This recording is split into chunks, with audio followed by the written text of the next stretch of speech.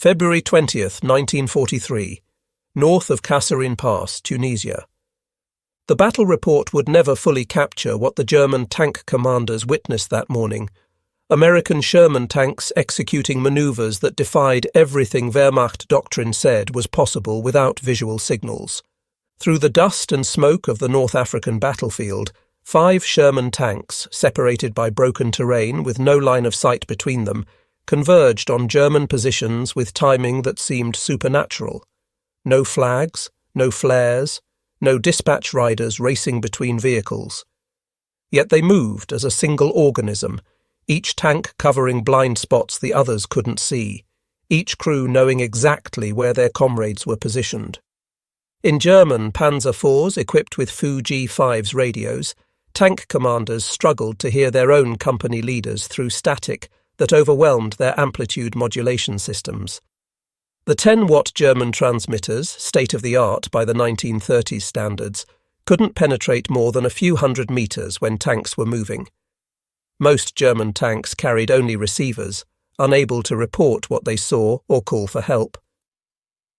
The Americans were operating with technology the Germans didn't know existed.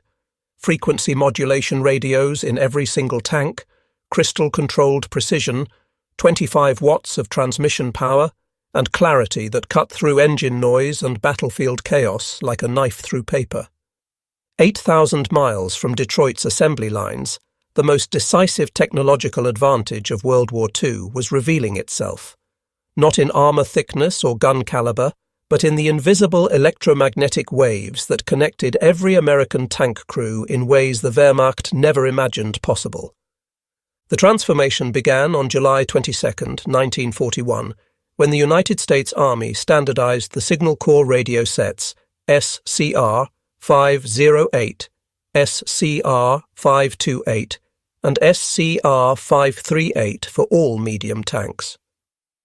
While German forces were advancing through the Soviet Union using tactics that depended on radio communication between command vehicles, American engineers at the Galvin Manufacturing Company, later known as Motorola, were perfecting frequency modulation technology that would render German systems obsolete.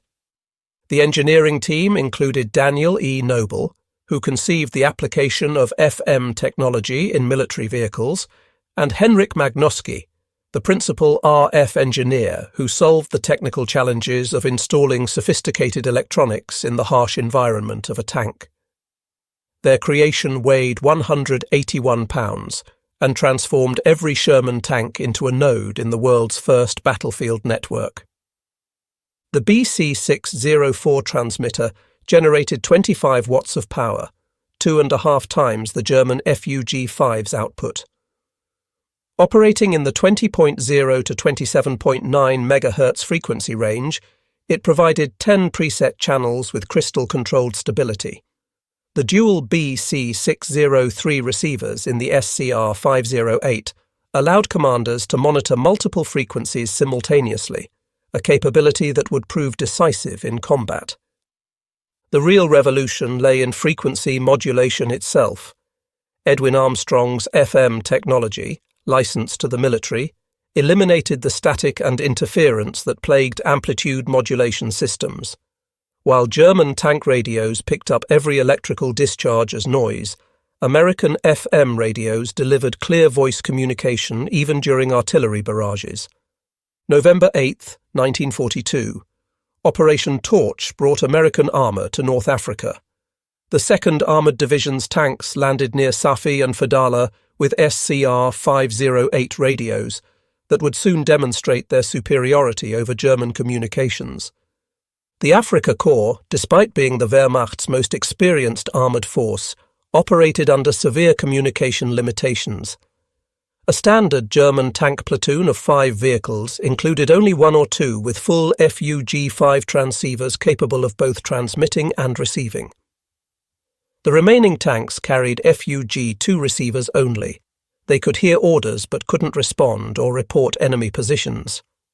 German tank platoons functioned through rigid hierarchy. The platoon leader transmitted orders that subordinate tanks acknowledged through actions rather than words.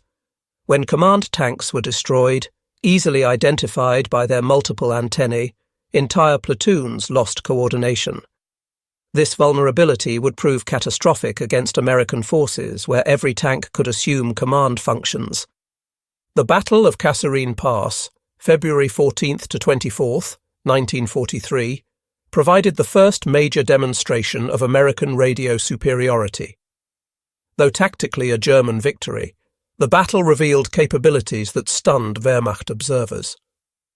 During the confused fighting, scattered elements of the US 1st Armored Division maintained coordination across 50 miles of battlefield. Tank crews who had never met coordinated attacks warned each other of threats and called for artillery support through crystal-clear FM communications. German signals intelligence units intercepted American transmissions and noted exceptional clarity and coordination.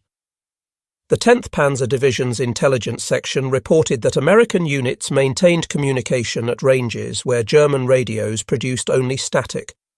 More disturbing was the realization that every American tank appeared capable of full transmission, not just command vehicles. The German Fu-G5 radios, operating on amplitude modulation in the 27.0 to 33.3 MHz range, suffered from fundamental limitations. The 10-watt transmitter struggled to reach 2 to 3 kilometers in ideal conditions, dropping to mere hundreds of meters when vehicles were moving. Every spark plug firing, every electrical motor, every track movement generated interference that AM systems couldn't filter. September 1943 brought American armor to Italy, where mountainous terrain should have negated radio advantages. Instead, FM technology proved even more valuable in conditions that rendered German AM radios useless. The SCR-508's frequency modulation handled the multipath interference of mountain valleys far better than amplitude modulation. American tanks coordinated movements through terrain where visual signals were impossible and German radios failed completely. During the advance toward Cassino, American armored units demonstrated capabilities that defied German understanding. Tank platoons separated by ridgelines coordinated attacks with precision that German doctrine said required visual contact. The 1st Armored Division's after-action reports described routine coordination at distances where German radios produced only static. June 6, 1944. As Sherman tanks rolled off landing craft at Normandy, their SCR-508 radios maintained contact with naval fire support, coordination impossible with German technology. But the hedgerow fighting revealed a critical gap. Tank radios couldn't communicate with infantry radios operating on different frequencies. The infantry's SCR-300 operated on 40.0 to 48.0 MHz, incompatible with tanks' 20.0 to 27.9 MHz range. This communication gap proved deadly in the bocage, where German infantry with Panzerfausts could approach American tanks while nearby American infantry had no way to warn them. American innovations solved the problem within weeks. Tank crews mounted EE-8 field telephones in ammunition boxes welded to tank exteriors, wired directly to internal communications. By Operation Cobra in late July, this simple modification revolutionized tank infantry cooperation. July 25th to 30th, 1944. Operation Cobra demonstrated the full potential of American radio superiority.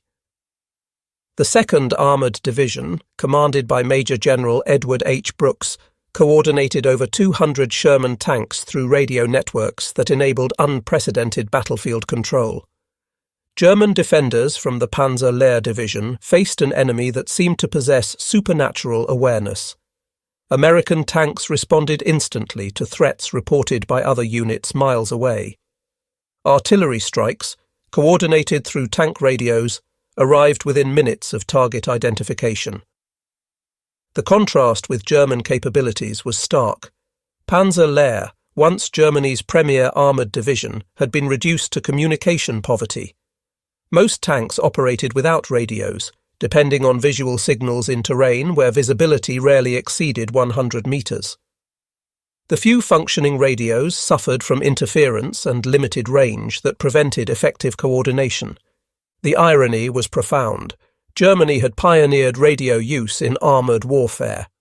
Heinz Guderian, the architect of Blitzkrieg, had insisted on radio equipment in tanks since the 1920s. His book Achtung Panzer, published in 1937, emphasized communication as essential to armoured operations. Guderian had developed radio communication systems that enabled tank officers to coordinate attacks. He understood that rapid armour advances required reliable communication. Yet by 1943, German tank production couldn't provide the radios Guderian's own doctrine demanded. German production statistics revealed the crisis. In 1943, Germany manufactured approximately 5,700 medium tanks, but fewer than 2,000 Fuji-5 transceivers. Many radios went to command vehicles and assault guns, leaving regular tank units desperately short of communication equipment. Soviet tank forces suffered even worse communication poverty. The T-34, despite being the most produced Allied tank, typically entered combat without any radio equipment. Soviet doctrine relied on flag signals and pre-battle planning, with catastrophic results against German forces in 1941. By 1943, Lend-Lease provided some relief. American radios, including SCR-508 sets, equipped Soviet command tanks. But even by war's end, only about 25% of Soviet tanks carried radios.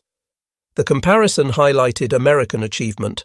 While the Soviet Union struggled to equip 1/4 of their tanks with any radios, America achieved 100% deployment of sophisticated FM systems.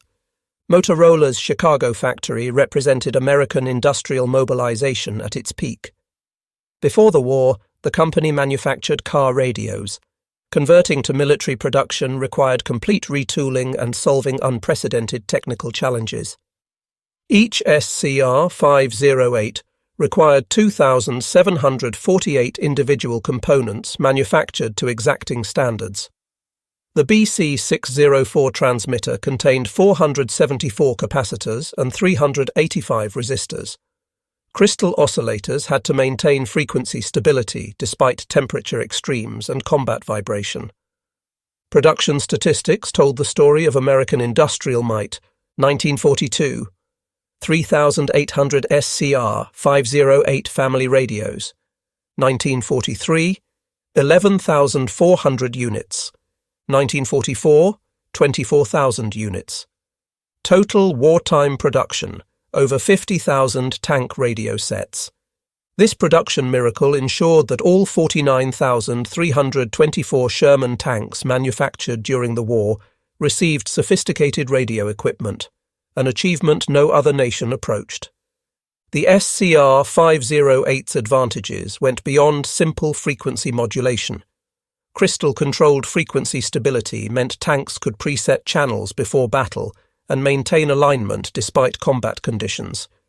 German Fuji-5 radios, using variable capacitor tuning, constantly drifted off frequency.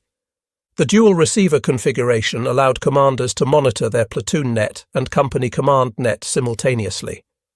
Orders flowed down the chain of command instantly, while commanders maintained awareness of subordinate situations. The BC606 intercom system integrated seamlessly with the radio, allowing all crew members to alert the commander to threats. Throat microphones and noise-cancelling headphones enabled clear communication during combat. Many German tanks lacked intercoms entirely, forcing crews to communicate by touch or shouting. Power management provided another American advantage. The SCR-508 operated on either 12 or 24 volts, automatically adjusting to available power. The dynamotor power supply provided stable, filtered power that eliminated electrical interference. German radios, powered directly from vehicle electrical systems, picked up every spark as static.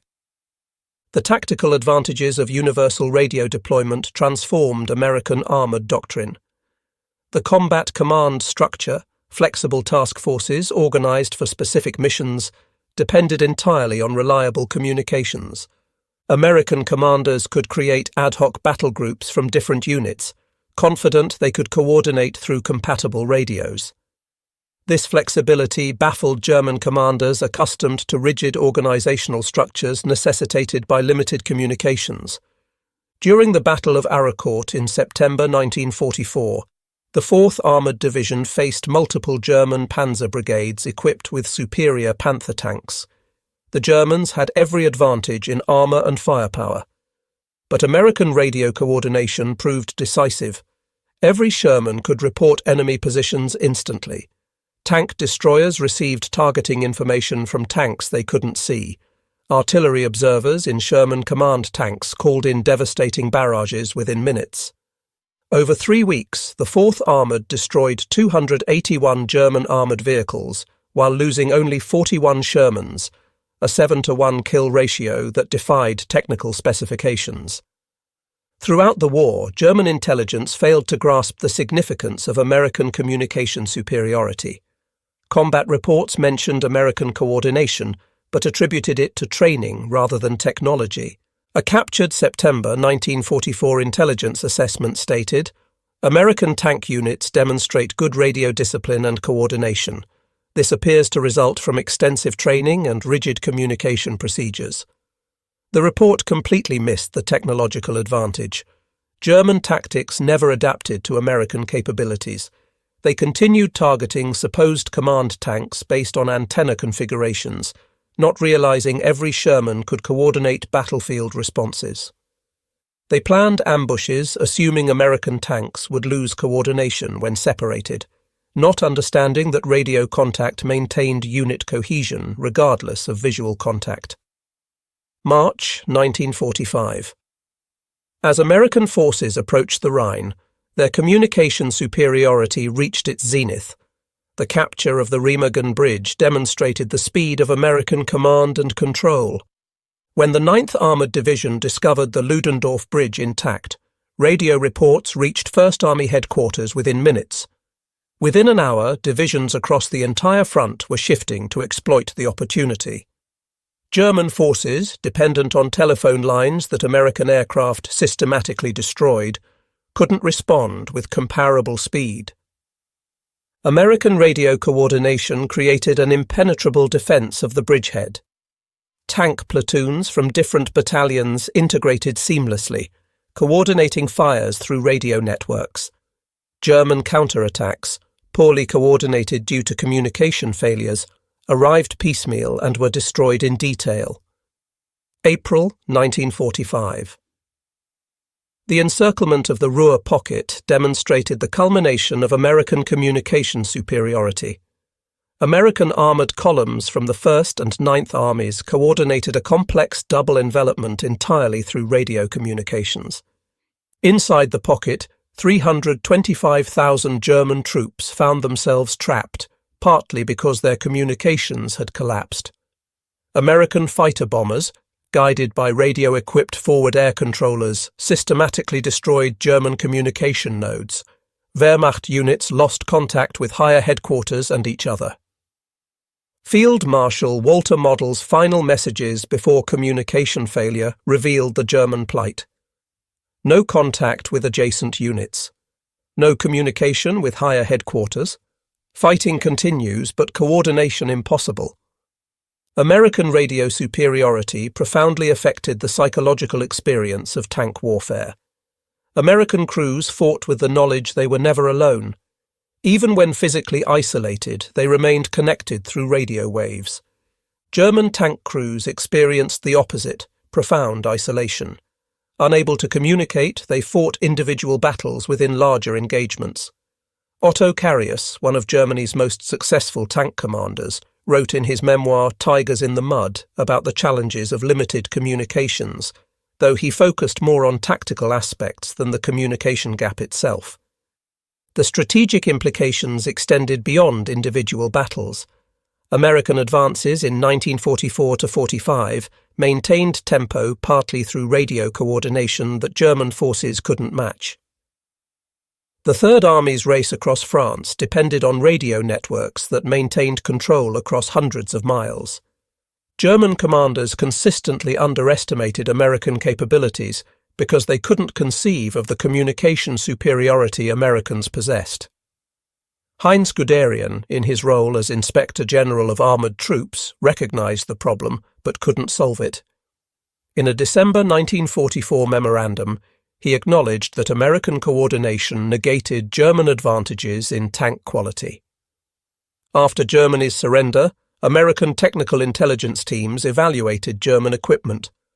Their findings confirmed what combat experience suggested. German tanks often possessed superior armour and armament, but catastrophically inferior communications. U.S. Army Technical Intelligence Report.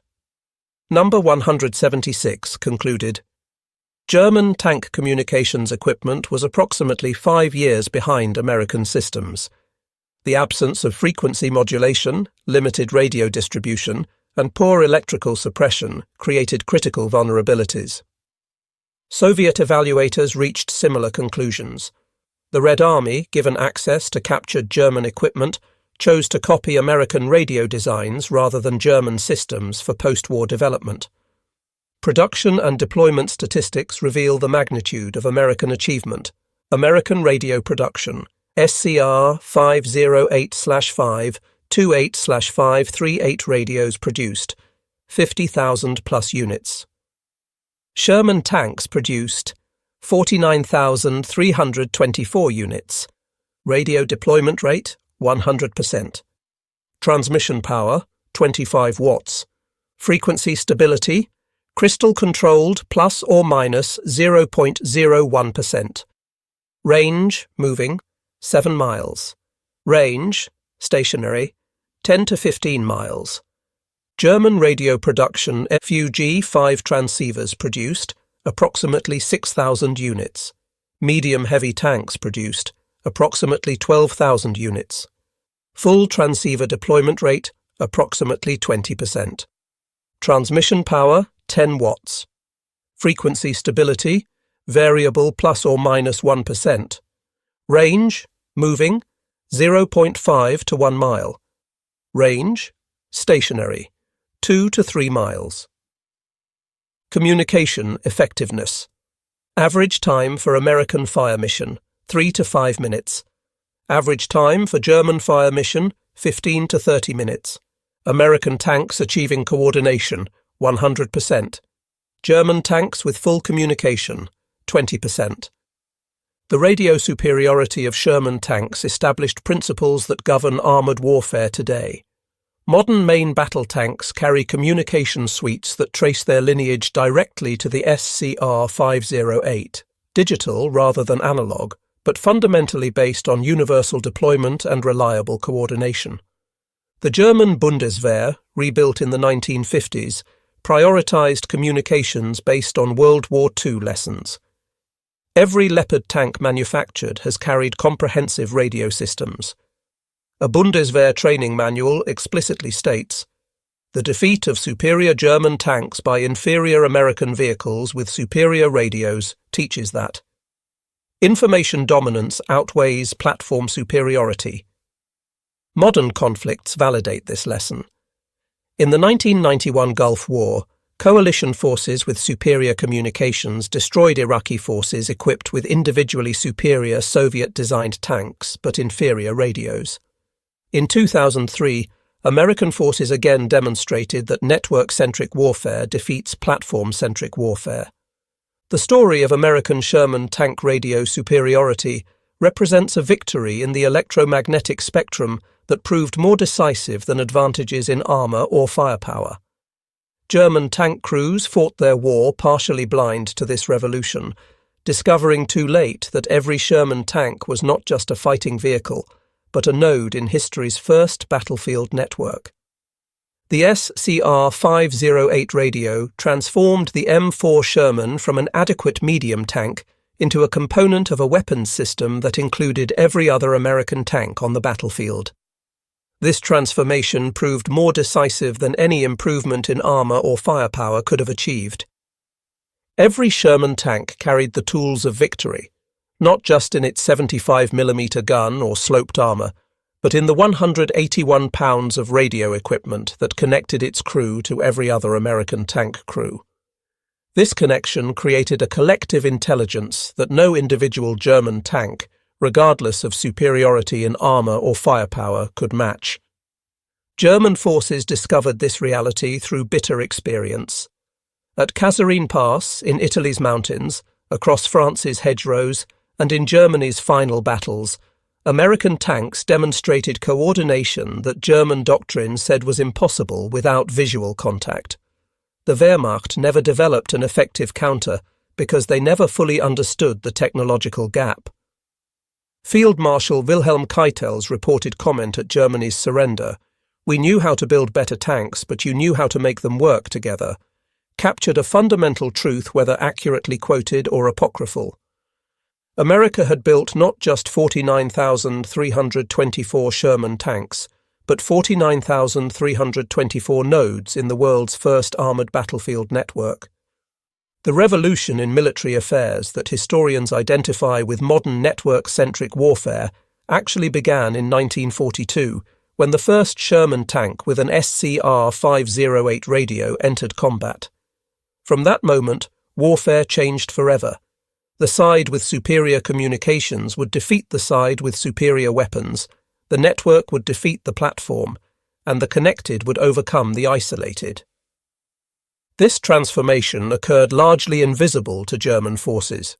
They saw American tactical superiority, but didn't recognize its technological foundation until far too late.